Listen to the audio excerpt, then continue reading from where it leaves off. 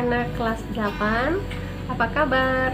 Ibu harap kalian tetap sehat, tetap semangat untuk mengikuti pelajaran Ibu di minggu ini. Saat ini kita akan belajar tentang kamera dan loop. Melanjutkan dari bahasan kita sebelumnya tentang mata, kita akan mempelajari alat optik yang kedua dan ketiga, yaitu kamera dan loop.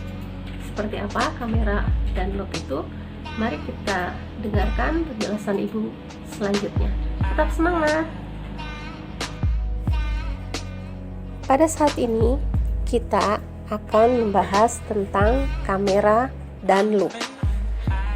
Kamera merupakan alat optik yang cara kerjanya menyerupai cara kerja mata manusia. Pada mata, bayangan ditangkap oleh retina. Sedangkan pada kamera, bayangan ditangkap oleh pelat film.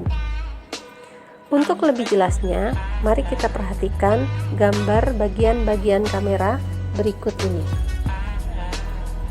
Elemen-elemen dasar sebuah kamera adalah sebuah lensa cembung, celah diafragma atau apertur, dan pelat film.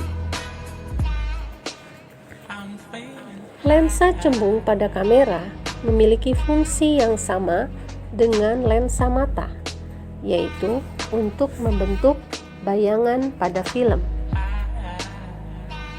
Apertur atau celah diafragma fungsinya sama dengan pupil pada mata, yaitu untuk mengatur banyaknya cahaya yang masuk ke dalam kamera. Diafragma pada kamera memiliki fungsi yang sama dengan iris pada mata, yaitu untuk mengatur intensitas cahaya yang masuk atau mengatur besar kecilnya apertur. Sedangkan pelat film berfungsi untuk menangkap bayangan yang dibentuk oleh lensa pada kamera. Pelat film pada kamera memiliki fungsi yang sama dengan retina pada mata kita. Perbedaannya adalah terdapat pada cara memfokuskan bayangan. Pada lensa mata, kita tahu bahwa lensa mata memiliki daya akomodasi yang berguna untuk membuat lensa mata mencembung atau memipih sesuai dengan jarak benda yang kita lihat. Sedangkan pada kamera, untuk dapat memfokuskan bayangan, maka jarak lensa terhadap benda yang akan difoto harus diubah-ubah jaraknya. Tujuannya adalah agar bayangan selalu jatuh tepat pada film, sehingga gambar foto yang dihasilkan akan terlihat jelas dan tajam. Fokus pada kamera diatur dengan menggerakkan lensa atau mengubah kedudukan lensa ke benda sesuai dengan jarak benda yang akan difoto.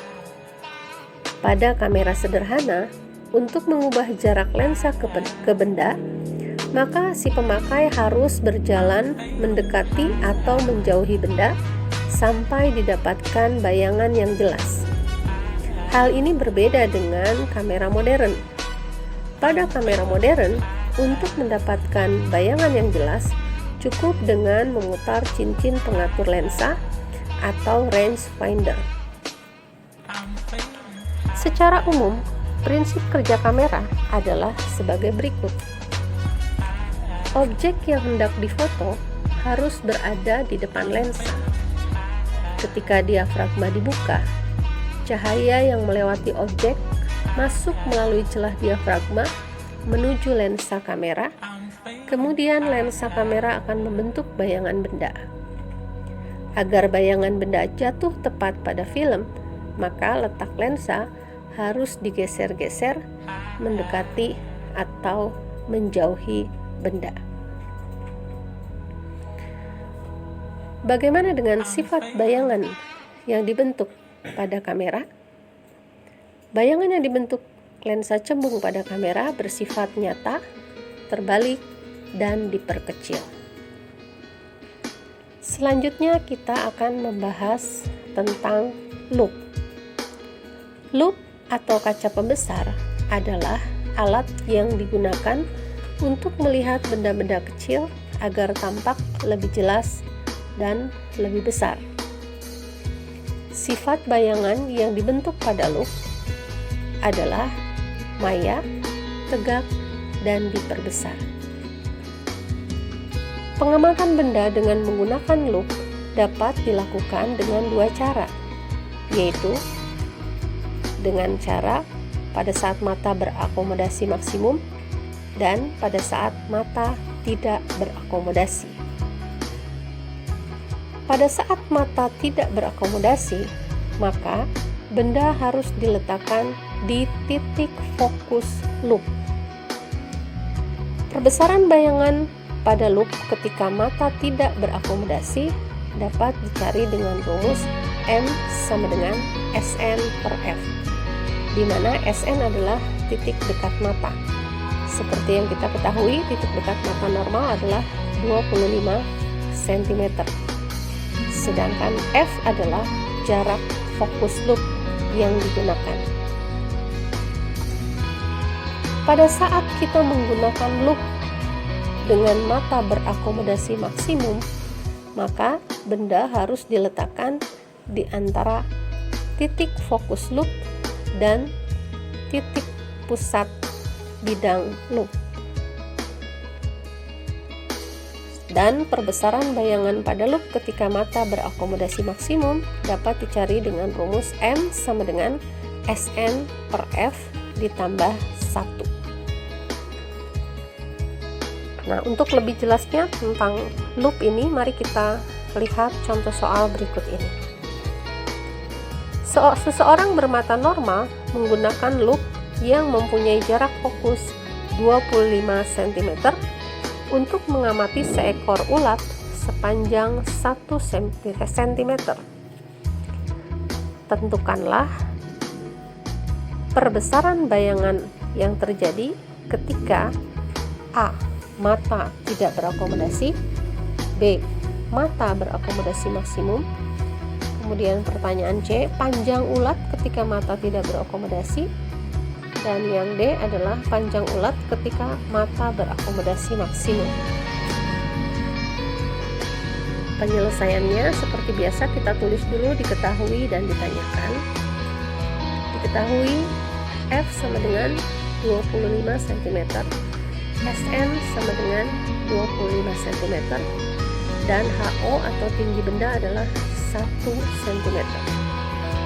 Yang ditanyakan A adalah M pada saat mata tidak berakomodasi, yang B adalah M pada saat mata berakomodasi maksimum, yang C adalah HI pada saat mata tidak berakomodasi, dan D adalah HI pada saat mata berakomodasi maksimum.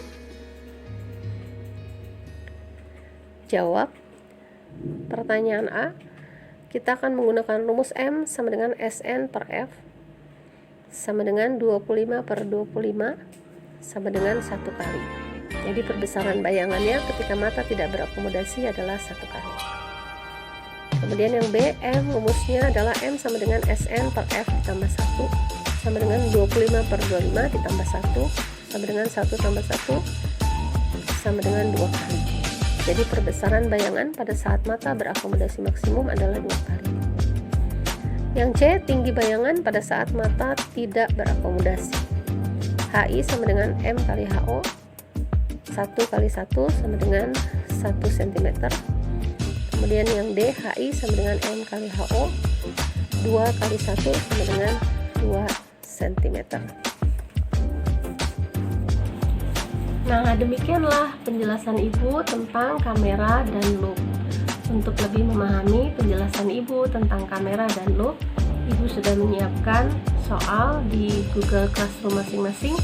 Silakan dikerjakan dengan baik supaya kalian lebih paham apa yang telah Ibu jelaskan tadi. Tetap semangat anak-anak, tetap sehat. Tuhan memberkati kalian semua. Dah.